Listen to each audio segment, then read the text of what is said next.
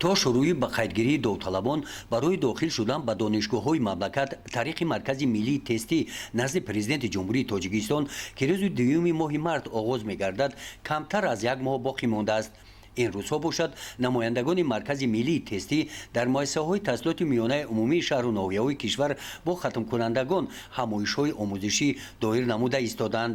ҳамин гуна чорабинӣ дар ноҳияи восеъ ҳам доир гардид.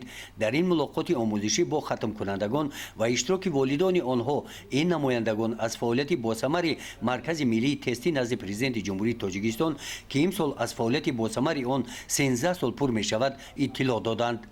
қайд карда шуд ки дар ноҳияи восеъ ду нуқтаи ба қайдгирии маркази миллии тестӣ назди президенти ҷумҳурии тоҷикистон фаъолият дорад. ба ҳамаи довталабон дастрасии баробар таъмин карда шудааст.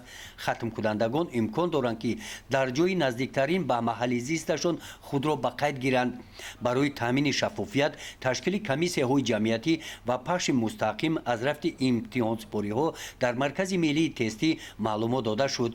дар мавзӯи пешгирии зуҳуроти номатлуби ҷаҳони имрӯза экстремизм ва терроризм таъкид карда шуд ки азбаски фаъолияти маркази миллии тестӣ тариқи онлайн баро монда шудааст, аз волидон хоҳиш карда мешавад ки фарзандонро назорат баранд то ин ки онҳо аз воситаҳои мобилӣ дуруст ва мақсаднок истифода баранд.